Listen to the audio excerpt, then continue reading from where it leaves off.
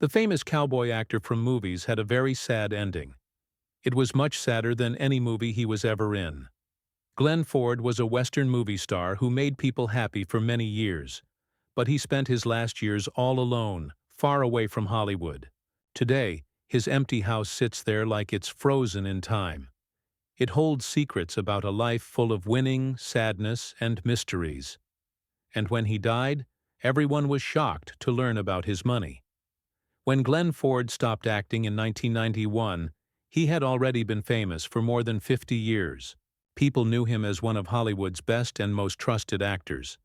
He quit acting when he was 75 years old. He didn't stop because he didn't like acting anymore. He stopped because his body wasn't healthy enough.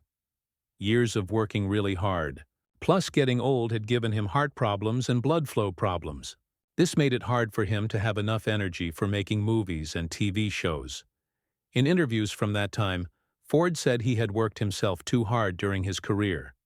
He often made several movies every year when he was at his best. Everyone knew he was a super hard worker. But when he got older, he had to stop pushing himself so hard because of his health problems. His mind was still sharp, and he was still charming and funny. But his body couldn't keep up with how hard it is to be an actor. He didn't make this choice easily, but it let him rest, get medical care, and enjoy time away from the crazy busy schedules of the movie business. Sadly, Ford's health kept getting worse throughout the 1990s and into the early 2000s. He had several small strokes that made his body weak and fragile. Friends said that even though these strokes didn't hurt his mind, they made it hard for him to move around. He needed other people to help take care of him. He rarely appeared in public anymore. When he did, he usually had helpers or close friends with him to help him deal with his health problems. Even though his body had problems, Ford stayed in Beverly Hills. He had lived there for a long time in a comfortable and private house. The house was like a safe place during these years. It was where he could have visitors, write letters to old work friends, and look back on an amazing career that lasted through many generations of Hollywood history. He stayed in touch with a small group of friends. He still cared about current events, movies, and the careers of younger actors he liked. As the years went by, Ford's health got even more fragile. He tried to avoid staying in hospitals for long times when he could. He liked staying in places he knew well better. But it became harder for him to go to social gatherings. People say he spent most of his time at home thinking quietly.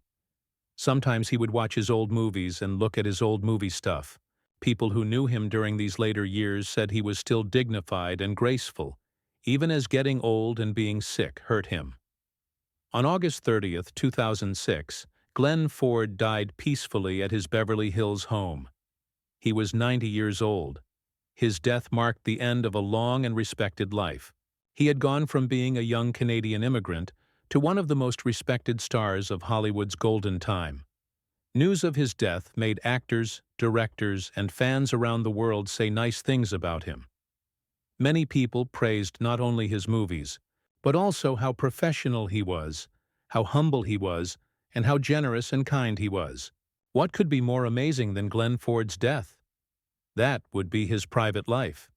Glenn Ford's first and only legal marriage was to the famous actress and dancer Eleanor Powell. They got married in 1943. At that time, Powell was much more famous than Ford was. Eleanor Powell was one of Hollywood's most praised dancers of the 1930s and early 1940s. People loved her amazing tap dancing routines and her magnetic presence in musicals.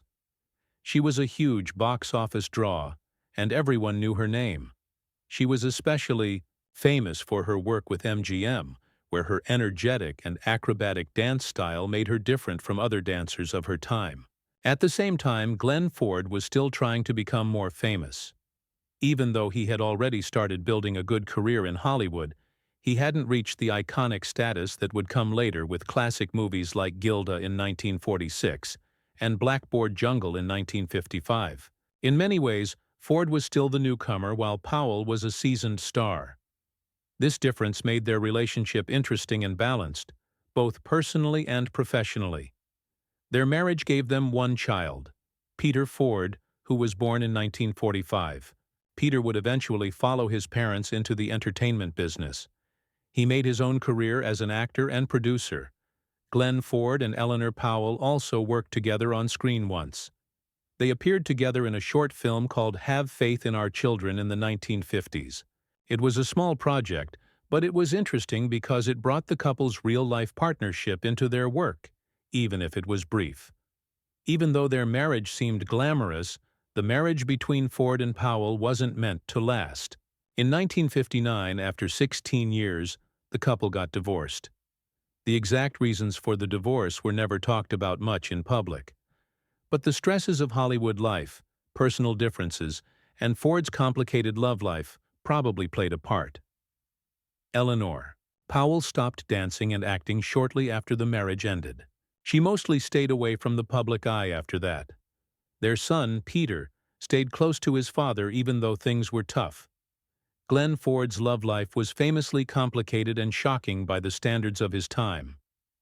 After his divorce from Powell, Ford's reputation as a notorious womanizer began to grow in Hollywood circles and gossip columns.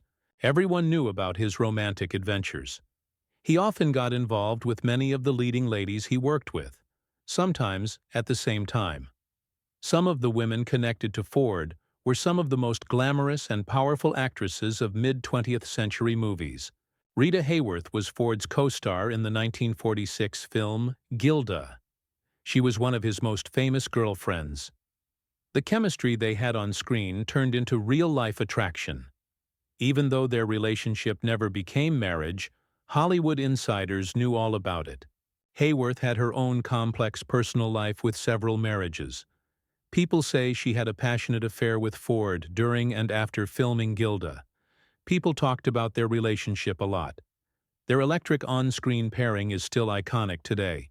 Maria Schell was a talented Austrian actress who was strong in both Hollywood and European films. She was another woman Ford was romantically involved with. Geraldine Brooks was known for her work on stage and screen in the 1940s and 1950s. She also had a relationship with Ford. People knew he was involved with Stella Stevens, a striking blonde who became a sex symbol and star in the 1960s. He was also with Gloria Graham, an actress celebrated for her roles in film noir classics. Jean Tierney was a leading lady in films like Laura from 1944. She was yet another of Ford's romantic interests. People admired Tierney for her beauty and acting talent. Ford's affair with her added to his growing list of high-profile romances. Eva Gabor was the glamorous Hungarian-American socialite and actress. She was also linked to Ford. Eva's charm and elegance made her one of the most wanted women in Hollywood society circles. Her involvement with Ford added to his image as a man who attracted the best of show business. Barbara Stanwyck was one of Hollywood's most respected actresses, with a career spanning several decades. She also counted Ford among her lovers at some point. The details of their relationship aren't as well documented, but it adds yet another layer to the story of Ford's romantic history.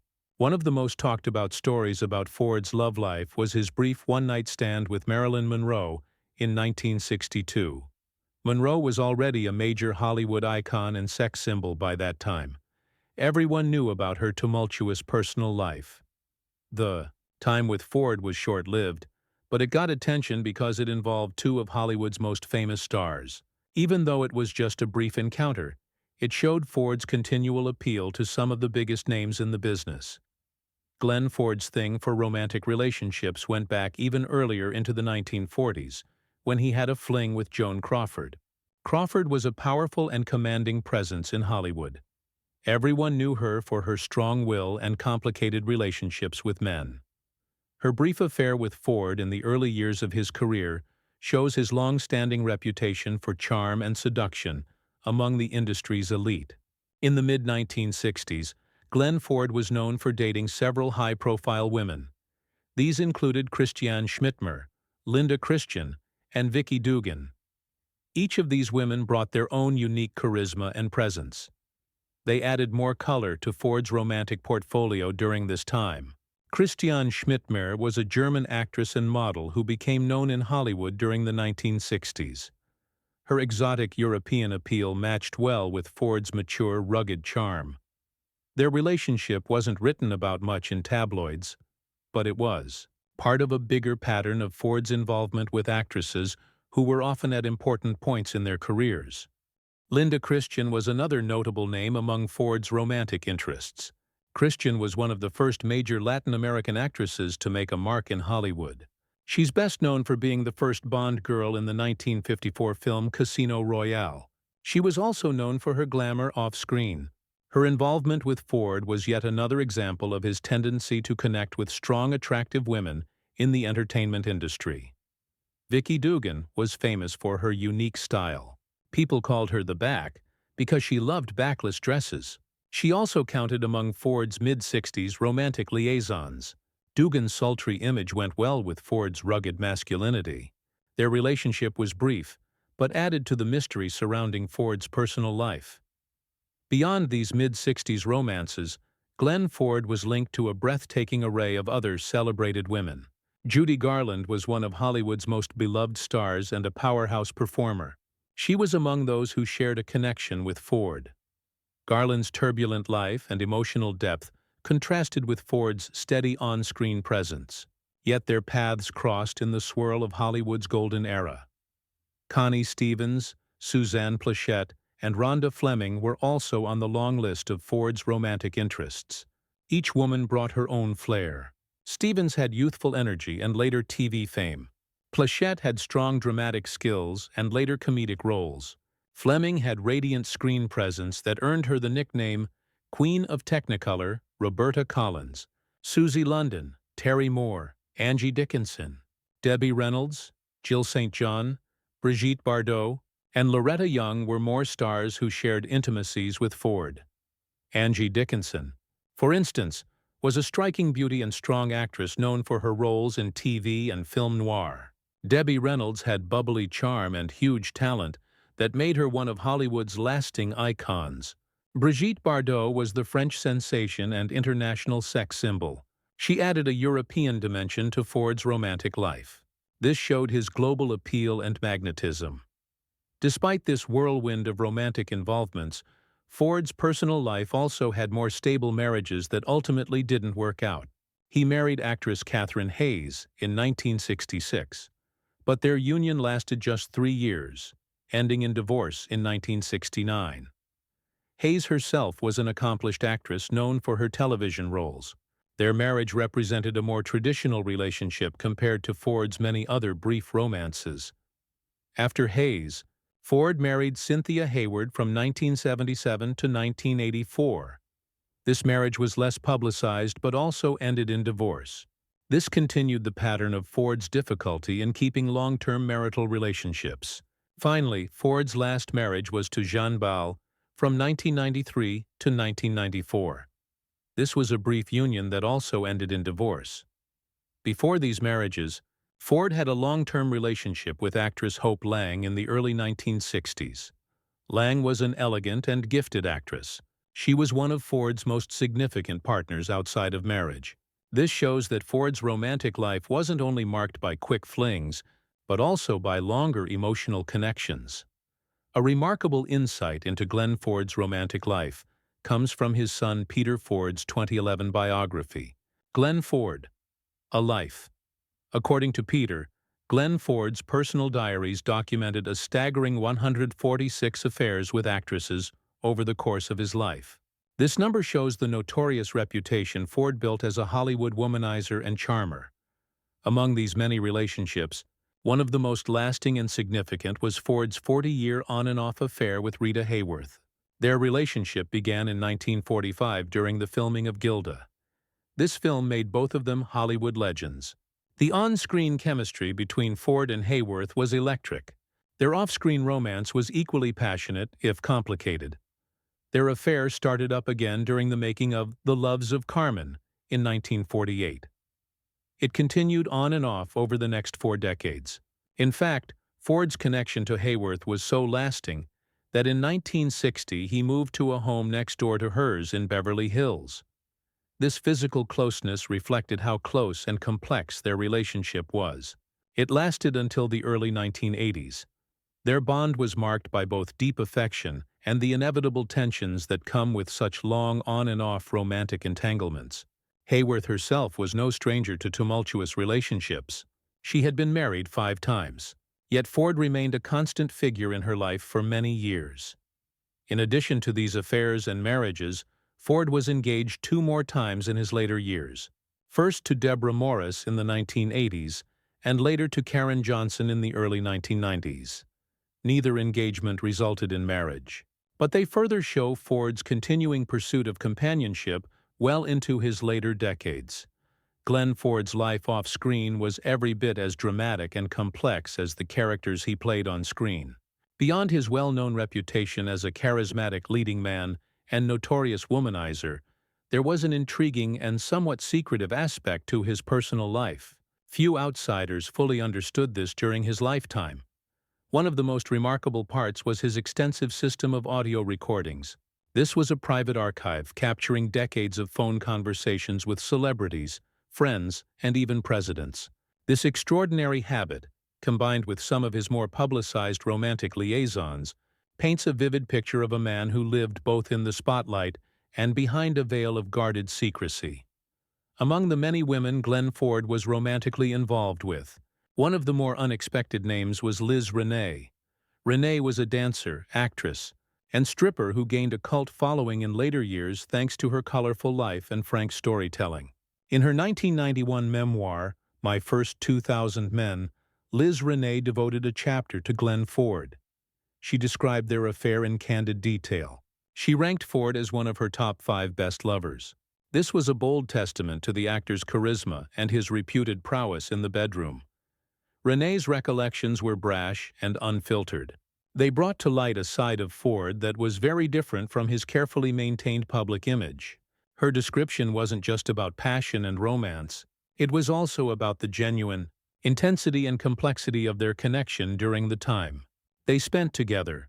Ford's relationship with Renee was just one episode in a lifelong pattern of entanglements with women from a variety of backgrounds. These ranged from high-profile actresses to entertainers on the fringes of Hollywood society.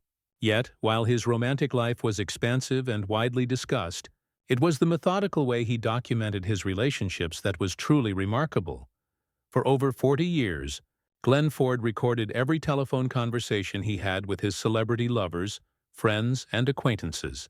This extensive audio archive was not a casual hobby. It was an intentional and carefully maintained collection.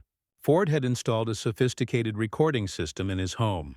This was an unusual measure that reflected a deep-seated need for control and vigilance in his personal affairs. The origin of this system was rooted in fear and mistrust.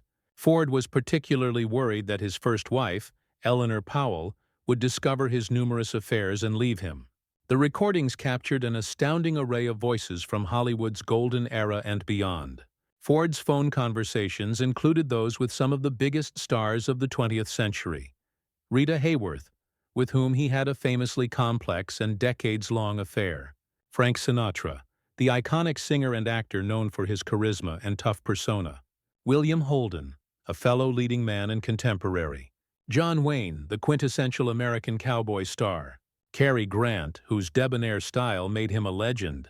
Ava Gardner, a beauty and powerhouse actress.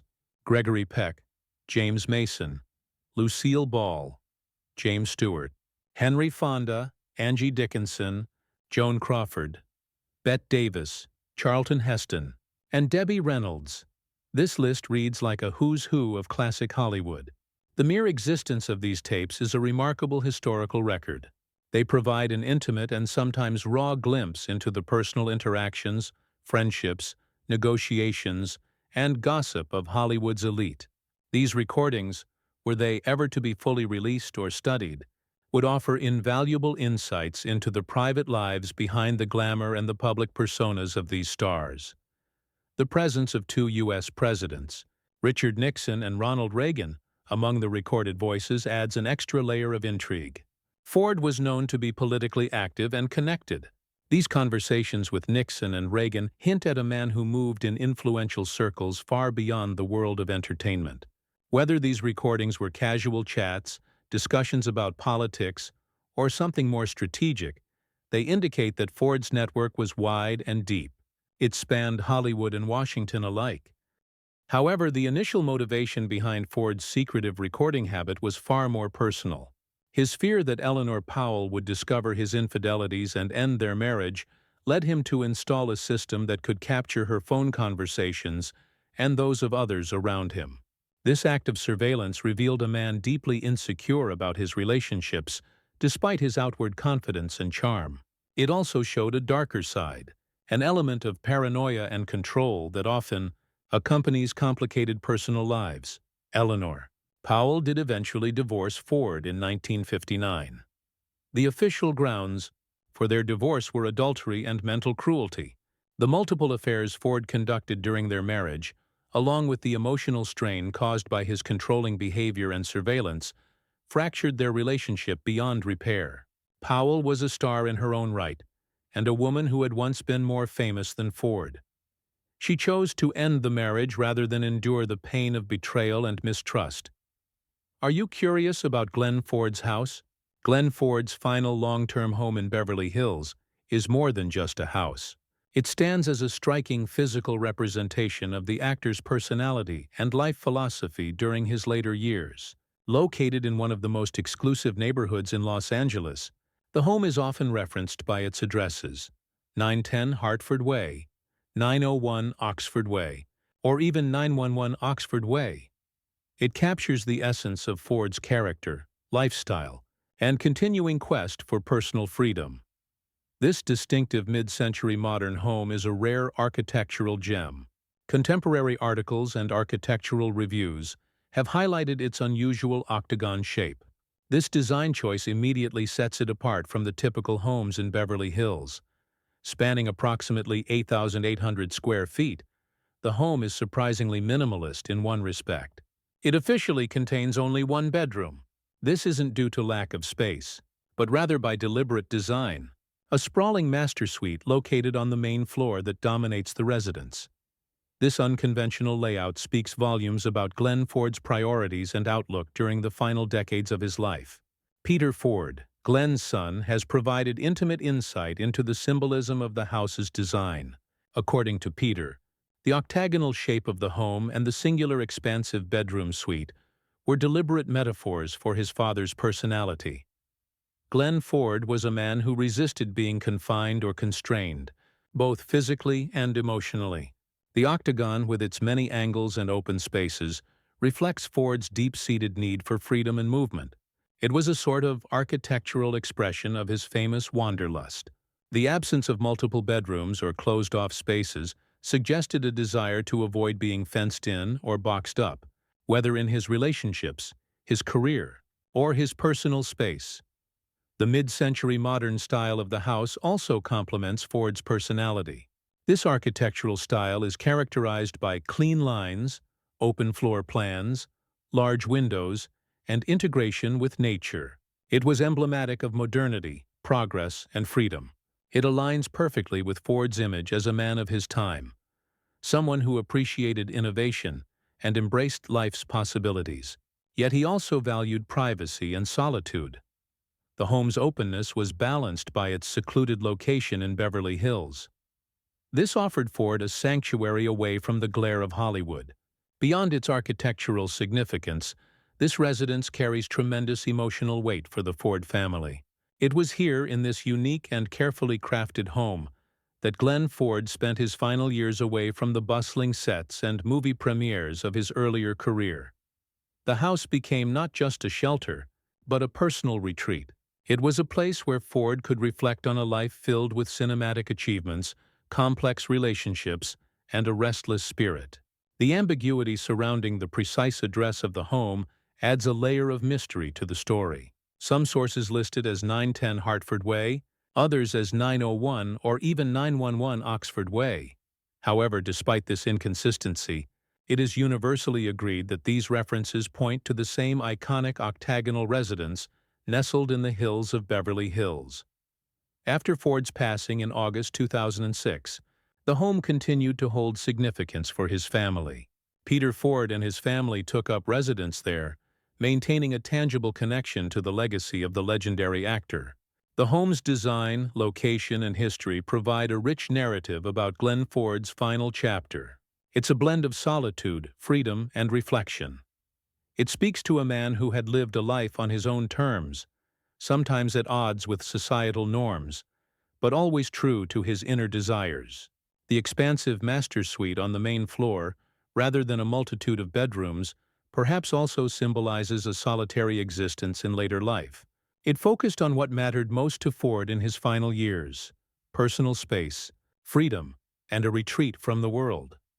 In addition, early in his illustrious career, Glenn Ford's residence in Beverly Hills stood as a vivid reflection of his rising star power and distinctive personal style. The home he owned during this period was designed with a distinctive bachelor flair. It perfectly matched the image of Hollywood's charismatic leading man. Sophisticated yet effortlessly cool and deeply attuned to modern trends in architecture and design. One of the home's most remarkable features was its dramatic atrium. This architectural element instantly set the house apart from typical mid-century residences in the affluent Beverly Hills enclave. The atrium was essentially a large open central space, often covered with a glass ceiling or skylight. It created a sense of grandeur and spaciousness inside the home. It served as both a visual focal point and a social gathering spot. It was perfect for entertaining guests, Hollywood elites, and industry insiders who were drawn to Ford's magnetic charm. The atrium was reportedly crowned by a massive chandelier weighing approximately 900 pounds. This extraordinary fixture was not only a testament to the luxurious lifestyle Ford enjoyed at the height of his early career, it also symbolized the dramatic flair that defined much of his public and private persona. Such a chandelier would have been an engineering marvel in its own right. It required careful structural support and installation. Its sheer size and weight implied a striking visual presence that would dominate the space. It cast sparkling light and enhanced the elegant ambiance of the home. Photographic evidence from June 1964 captures Glenn Ford standing inside this remarkable atrium. It provides a rare and intimate glimpse into the home's interior grandeur.